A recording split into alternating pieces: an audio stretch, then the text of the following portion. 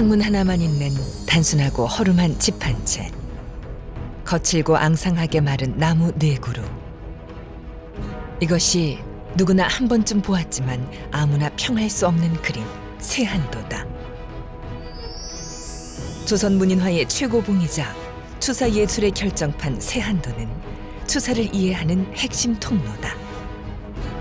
오늘날 추사 김정희만큼 널리 알려졌지만 제대로 알지 못하는 인물은 별로 없을 것이다. 추사 김정희, 그는 누구였을까? 21세기에도 여전히 추사 김정희에 대해 알아야 하는 이유는 뭘까? 추사 김정희의 넓고 깊은 학문과 예술 세계를 탐방해본다. 안녕하세요. 주혜경입니다. 제가 지금 나와 있는 곳은 과천의 과지초당입니다. 이곳은 추사 김정희 선생이 오랜 유배 생활을 끝마치고 자신의 노년기를 보낸 곳이기도 하고요. 또 추사 김정희의 예술 세계가 완숙기에 접어든 곳이기도 합니다. 오늘 우리는 추사 김정희에 대해 알아볼 텐데요. 대개는 천재적인 명필가로 알고 있으시죠. 그런데 그는 정말 천재였을까요? 또 추사하면 금석학의 대가이자 실학자이기도 합니다. 정확히 어떤 이론을 정립했던 걸까요? 오늘 이 시간에는 우리가 잘 안다고 생각했지만 제대로 알지는 못했던 추사 김정희의 모든 것을 알아보겠습니다.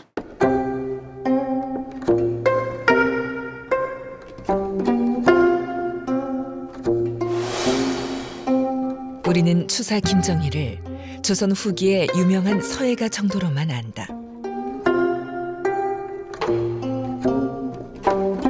하지만 김정희는 19세기 당대 최고의 석학이었으며 창의성 넘치는 예술가였던 사실을 아는 이는 많지 않다.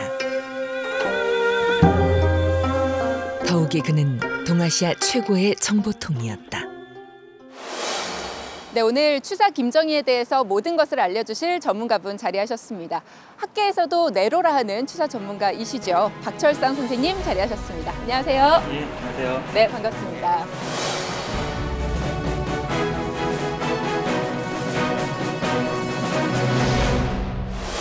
사실 선생님, 우리가 김정희라고 하면 추사라는 호로 유명하잖아요. 근데 공부하다 보니까 100개가 넘는 호를 가지고 있다고 들었어요. 본인이 이제 어느 장소에 머물 때 그 곳의 이름을 하나를 붙이죠. 그리고 이제 다른 곳으로 옮겨가면 또 다른 이름을 붙이기도 하고 이제 이런 경우들이 워낙 많다 보니까 이제 우리가 이제 그것들을 호라고 부르는데 뭐 진정한 의미에서 호라고 보기는 좀 어려운 경우들이 많이 있습니다. 그렇군요. 그러니까 장소나 상황에 대해서 좀 애정을 많이 갖는 편이신 것 같아요. 예, 이름을 붙이시는 걸 보면. 그럼 지금부터 추사의 문학과 예술 세계를 한번 살펴보도록 하죠. 예, 박물관. 네, 추사박물관. 오늘날 우리에게 가장 친숙한 것은 김정희의 서체, 즉 추사체다. 추사는 글씨를 예술의 경지로 끌어올린 사람이다. 그의 글씨는 때론 괴이해 보이기도 하고 때론 너무 거칠어 보이거나 혹은 장난스럽게 보이기도 한다. 추사체의 진정한 가치는 무엇일까?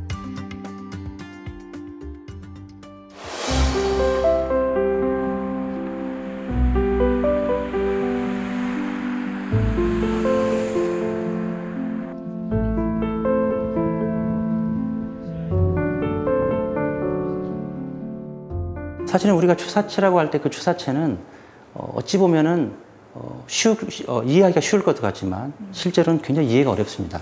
왜 그러냐면 우리가 폰트화하기가 어렵습니다. 그러니까 어떤 특정한 글씨를 우리가 추사체라고 할 수 있지만 그러한 글자 하나하나를 집자를 했을 때는 사실은 추사체가 아닌 것처럼 보이는 경우가 많아요.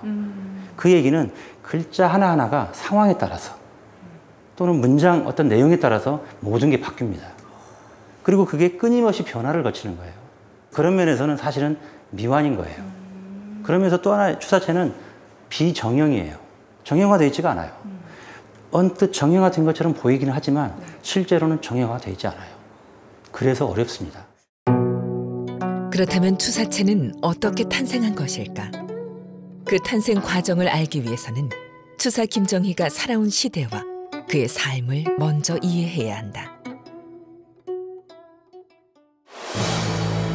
18세기 후반 조선의 젊은 지식인들 사이에 하나의 유행이 있었다. 그것은 청의 세련된 문물을 수용하여 조선 사회에 적용해야 한다는 흐름이었다. 이른바 북학이다.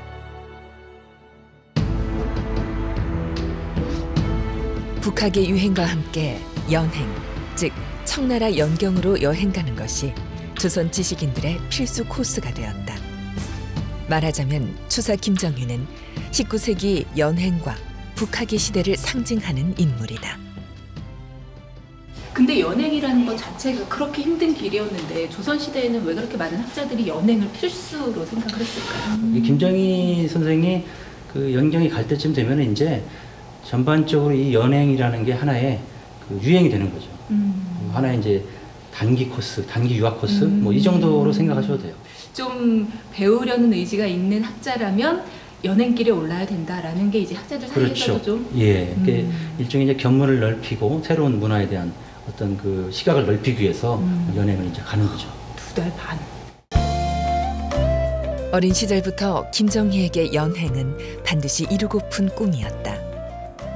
그렇게 10대 시절을 보내고 비교적 늦은 나이인 24세 생원시에 합격한다. 그리고 아버지 김노겸을 따라 자제 군관 자격으로 연행길에 오른다. 연경에서 그는 당시 청나라 최고의 석학인 옹방강과 완원을 만나 가르침을 받는다. 특히 옹방강은 나이 80세에 가까운 대학자였지만 조선의 젊은 선비 김정희의 학문적 깊이에 감탄해 즉석에서 사제관계를 맺는다.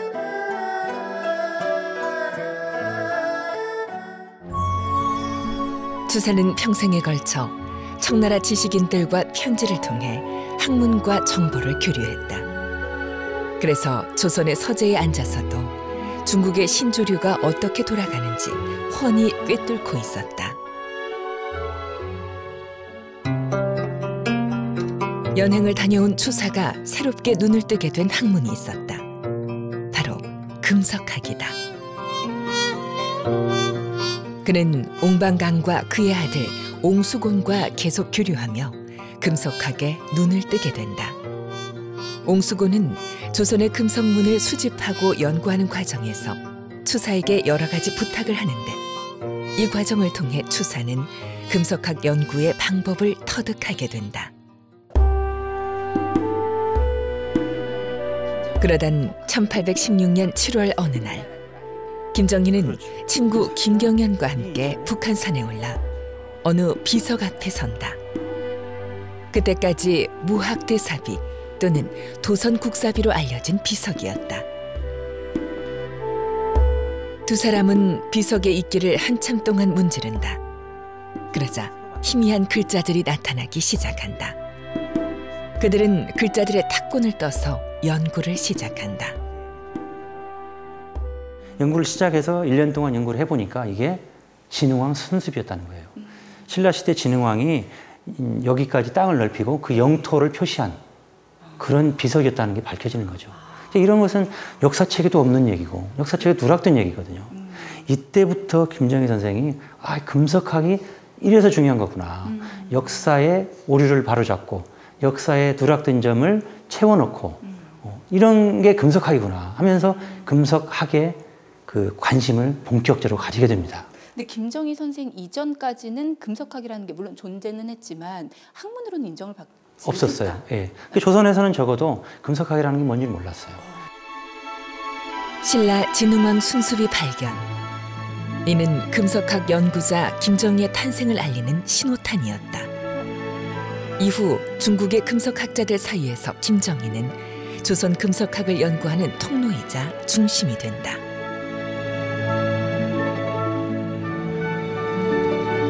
이후 추사는 또 다른 명비 하나를 찾아낸다. 경주에서도 심신산골에 있는 암곡동에서 무장사 아미타불 조성 기비를 발견한 것. 근데 이 무장사비가 그런 내용도 담고 있지만 또 중국에서도 굉장히 큰 가치를 가진다고. 그게 왜 그러냐면 무장사비의 글자체가 왕이지체예요. 왕이지체. 예. 그런데 이제 그 옹수곤의 아버지인 옹방강, 추사의 스승이죠. 네네. 그 옹방강 선생은 왕이지 글씨를 연구를 많이 하신 분이에요. 그런데 이러한 왕이지의 글씨가 당시에 신라까지 가서 비석에 새겨졌다는 걸 알게 된 거예요. 굉장히 충격을 받은 거죠. 그 사람들 입장에서는. 어떻게 왕이지 글씨가 저 멀리 조선 신라, 고대 신라 땅에 비석으로 새겨졌을까. 이러면서 더 조선 금속문에 관심을 가지게 됩니다. 추사는 자신이 발굴하고 판독해낸 옛 비문 7점을 옮겨 적고 이를 분석해 해동비고라는 논문집을 낸다. 사실 추사는 수많은 글씨와 그림을 남겼지만 현재까지 남겨진 저서는 별로 없다. 유배 시절 미래에 대한 희망을 잃고 자신이 쓴 책들을 거의 다 없애버렸기 때문이다. 그런 점에서 해동비고는 김정희의 매우 드물고 귀한 저서다. 그러니까 이게 선생님께서 발견하신 책인 거죠? 예, 맞습니다. 해동비고라는 책인데요. 그래서 저 안에는 7개의 금속물에 대한 연구가 들어가 있어요. 그러다 보니까 저걸 통해서 이제 김정희 선생이 정말로 이렇게 굉장히 많은 금속물을 연구를 했구나. 그런 걸 알게 된 거죠. 금속학은 고증학의 한 분야다. 김정희는 무슨 일을 하든지 확실하게 고증하고 증거 남기기를 좋아했다. 그러한 성향이 직접적으로 나타난 것은 그의 각기 다른 수많은 인장들. 이러한 인장들 때문에 김정희에게 100여 개 이상의 호가 있다는 오해를 불러오기도 했다. 근데 왜 김정희가 교정을 받다 뭐 이런 걸 왜 정확하게 인장으로 찍어서 남겼을까요? 사실은 우리나라에서는 그 이전에는 이런 도장을 쓴 적이 없어요. 김정희 이전에. 김정희 시대에 오면서 이런 도장이 들어갑니다. 이건 김정희가 읽은 책이다. 또는 김정희가 교정본 책이다. 이것은 하나의 고증학의 증거입니다. 김정희 학문이 출발이 고증학이라는 걸 보여주는 거죠. 근데 김정희 시대에 와서 완전히 새로운 경제 인장문화로 가는 거죠. 그런 면에서도 이 인장도 김정희가 비로소 조선의 새로운 인장문화를 또 이끌어냅니다. 추사체 역시 김정희가 금속학을 연구했기에 탄생할 수 있었다. 즉, 오랫동안 서법에 대한 고증을 하면서 이를 통해 추사체가 창조된 것이다.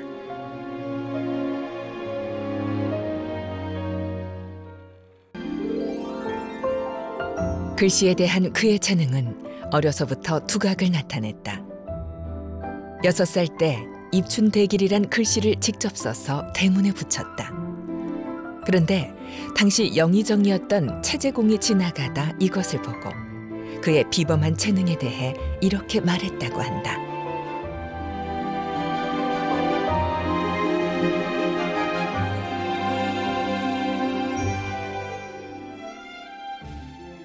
근데 추사는 천재다 뭐 이런 얘기도 있더라고요. 예. 천재일까요? 천재일 수도 있죠. 어떤 시대적인 흐름을 네네. 누구보다도 앞서서 이끌어 나간 분이거든요. 그게 천재라고 보기보다는 그러한 흐름을 읽고 엄청난 노력을 하신 분이라고 일하시는 게 오히려 맞다고 봅니다. 여기 그러고 보니까 벼루 10개와 붓 1000자루를 그렇죠. 써버렸다. 추사체 평생 글씨를 썼는데 네. 추사체를 만들어내는데 여기도 나와 있네요. 이렇게 마천 10연 독진 천호라고 그래서 10개의 벼루를 이 구멍을 냈다는 얘기죠. 그리고 붓 1000자루를 달아 없앴다는 거예요. 그 정도로 노력을 했다는 거죠. 한편 김정희에게는 뜻밖의 이력이 있다. 바로 암행어사를 지낸 적이 있다는 사실. 김정희 선생이 암행어사도 하셨나요? 예. 네. 보통 사람들은 잘 모르죠. 네, 잘 모르는. 암행어사 하면 어사 박문수만 잘 아시고. 그렇죠. 네. 근데 김정희 선생도 41살 때 충청도 지역에 암행어사로 갔었어요. 네. 그래서 이제 거기 가서 그 당시에 그쪽에 있던 그 백성들이 수탈을 많이 당하고 있었는데 그러한 부분들을 바로잡아줬죠. 그런 큰 또 업적을 남기셨어요.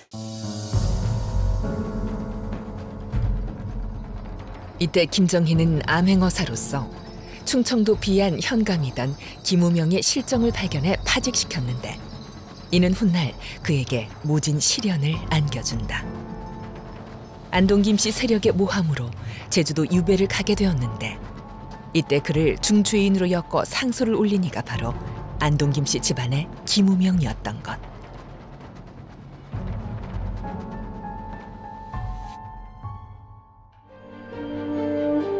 이전까지 거침없이 출세 가도를 달리던 김정희는 관직을 박탈당하고 제주도에 위리안치른다. 하루아침에 모든 것을 잃고 혹독한 시련을 겪으며 그의 학문과 글씨는 깊이를 더해간다. 고독과 절망이라는 토양에서 오히려 예술혼이 찬란히 꽃을 피운 것이다.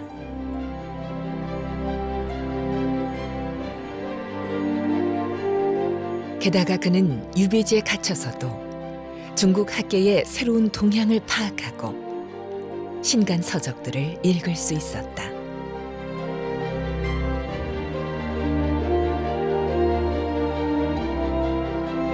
그러한 일이 가능했던 것은 제자 이상적이 있었기 때문이다. 이상적은 직업이 역관이었지만 시문에 뛰어난 학자이기도 했다. 게다가 이상적은 중국에 상당한 인적 네트워크를 갖고 있었다. 김정희 선생과 그 중국의 친구들과의 매개 역할을 한 거죠. 김정희 선생이 뭘 보낼 거 있으면 이 사람을 통해서 보내고 또 거기서 김정희 선생한테 뭘 보낼 거 있으면 중요한 것들은 이상적을 통해서 보내고 이런 역할을 한 겁니다. 그러니까 제자이자 친구이자 이런 거예요. 특히 이상적은 중국의 신간 서적들을 계속 추사에게 보내주었다. 모두 쉽게 구할 수 없는 책들이었다. 오직 책을 벗삼아 지내는 추사에게 그것은 더할 나위 없는 기쁨이었다. 1844년 이상적은 연경에 다녀와 여느 때처럼 스승에게 무척 귀한 최신 서적 한 지를 보내준다. 황조 경세 문편이라는 책으로 총 120권, 79책이나 됐다.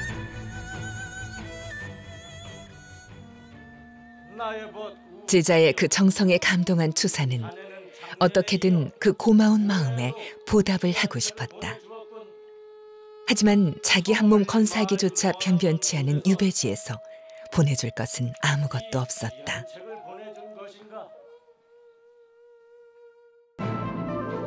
그래서 붓을 들고 그림 한 점과 함께 이상적에게 편지를 쓴다.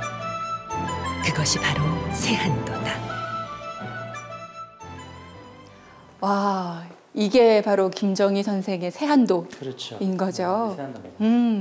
그린 김정희라는 분이 전달하려고 하는 것은 이게 아니잖아요.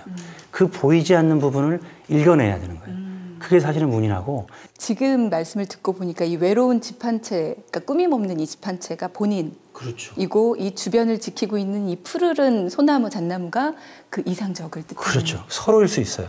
이게 김정희라면 이 다 오래된 고목이 이상적일 수도 있고 이게 김정희라면 이게 이상적이고 반대일 수도 있는 거고. 그러니까 서로가 지금 의지하고 있는 상황이에요. 서로를 믿고. 세한도는 그림만큼이나 서문의 글이 매우 중요하다. 이는 권세를 잃어버린 스승이지만 여전히 정성을 다해 모시는 이상적의 의리와 절개를 칭송하는 글이다. 이게 논어에 나오는 얘기죠. 세한연회 지송백지 후조라. 날씨가 추워진 뒤에야 소나무 잣나무가 시들지 않는다는 걸 알게 된다. 여름이 되면 누가 시들지, 누가 잎이 싱싱하고 나중에 가을에 떨어질지는 모르잖아. 겨울이 되면은 이게 탁 드러나죠. 그러면서 바로 너야말로 이런 소나무 잣나무 같은 사람이다 하는 얘기를 하는 거예요. 한 가지 재미있는 사실이 있다. 금방이라도 화폭으로부터 쓸쓸한 겨울바람이 불어올 것 같은 세한도를 추사는 한여름에 그렸다는 사실. 그는 왜 여름에 겨울 풍경을 그린 것일까? 자신의 이런 모습들을 중국에 있는 친구들한테 알고 싶었던 거예요. 뭘 알고 싶었냐? 자기가 정말 힘든 처지에 있다. 어려운 처지에 있다. 이런 걸 알고 싶었던 거고 또 하나는 이 그림 자체를 그리는 기법을 알고 싶었던 거예요. 왜 그러냐? 당시 이런 그림을 그리는 기법이 중국에서는 사라져 버렸어요. 그래서 중국에 있는 친구들한테 자 봐라. 내가 너희들한테 이미 맥이 끊긴 이런 정목법, 초목법을 가지고 그림을 그렸다. 그걸 보여주는 거예요. 세한도를 받아들고 감격한 이상적은 이를 청나라에 가져가 중국 학자들에게 보여준다. 그러자 세한도의 그림과 글을 보고 감동한 16명의 학자들은 저마다 천사의 글을 써준다. 그것이 세한도의 본문보다 긴 제형들이다.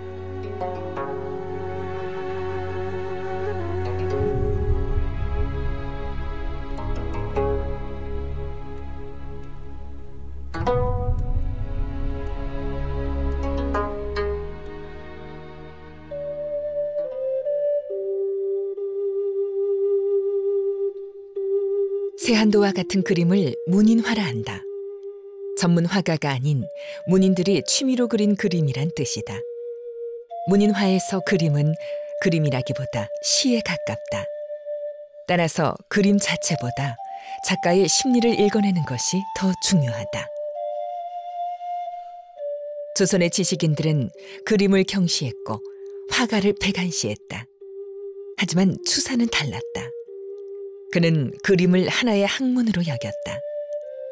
이처럼 추사는 학문과 예술이 합치된 세계, 즉 학의 일치를 추구했다.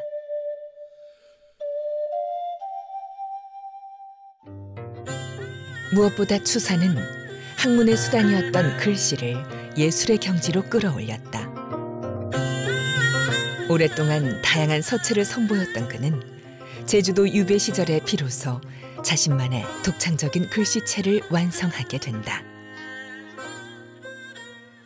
특히 제주도는 바람이 워낙 세기 때문에 나무들은 바람결에 가지가 다 늘어지고 그래서 나무가 비틀비틀했고 또한 제주도 바다는 맑고 깨끗하지만 파도가 너무너무 셌고 또한 제주도 돌담들이 엉성하지만 구멍이 송송송 뚫린 그 돌, 모든 자연환경이 너무너무 다르기 때문에 추사 선생님은 글씨체를 제주도 자연환경에 맞게끔 한번 글씨를 만들어보자 했던 거고요.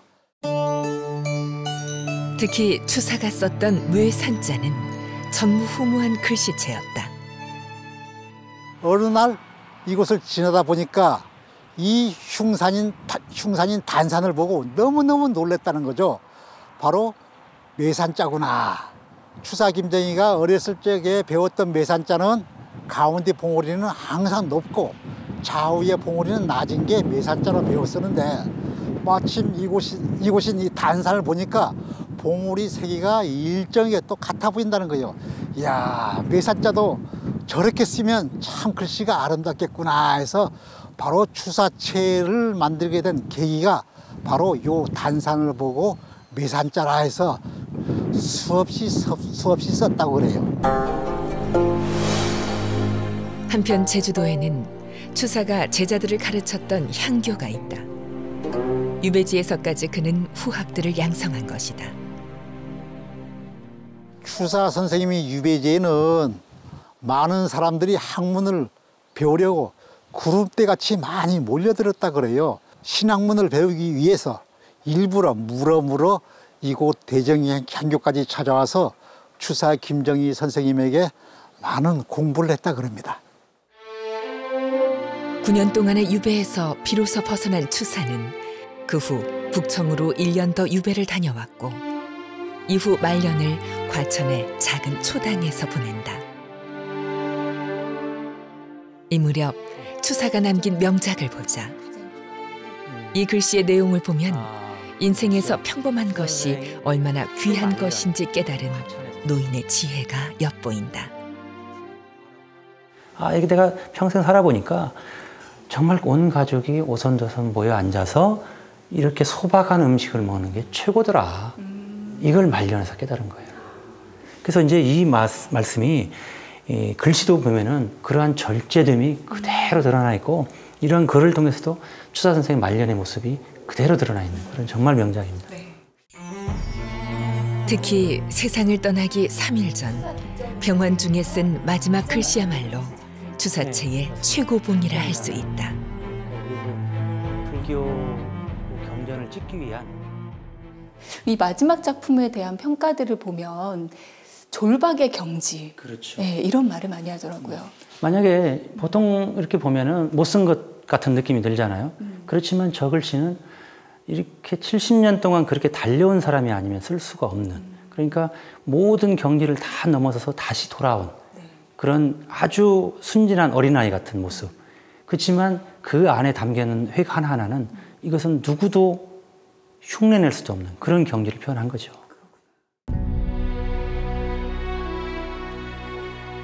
그의 마지막 글씨에는 노자의 명언인 대교 약졸, 즉 훌륭한 기교는 오히려 졸렬해 보인다는 뜻을 실감하게 된다. 선생님, 오늘 추사 김정희에 대해서 많이 이렇게 알아보면서 이 시대에 진짜 필요한 인물이 아닐까라는 생각이 들었거든요. 김정희가 했던 것처럼 정말로 그 문화를 아주 그 근원적으로 좀 수용을 하고 이해를 하고 그걸 통해서 새롭게 만들어내고 이걸 통해서 다시 해외로 보낼 수 있는 그런 힘들이 필요하다고 봐요. 그렇다면 김정희가 우리한테 이야기하고 있는 것도 바로 그런 게 아닌가. 바로 이제 그런 보편성에 대한 추구, 이런 점이 김정희 학문의 힘인 거고, 그게 지금은 살고 있는 우리한테도 똑같이 유효하다는 거예요. 그러면 김정희가 했던 그러한 그 자세, 취했던 자세야말로 우리가 배워야 되는 거죠. 지금 우리에게 김정희 연구가 필요한 이유이기도 그렇죠. 하군요. 예. 네, 오늘 많은 말씀 해주셨어요. 감사합니다. 예, 네, 즐거웠어요. 예. 네.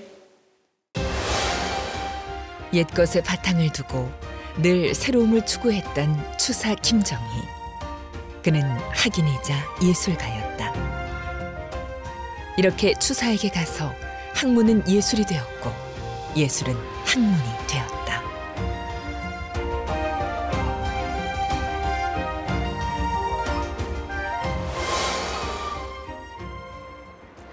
오늘 이렇게 추사 김정희에 대해 알아봤는데요. 앞서 제가 건넸던 질문의 답을 얻으셨나요? 그는 천재였을까요?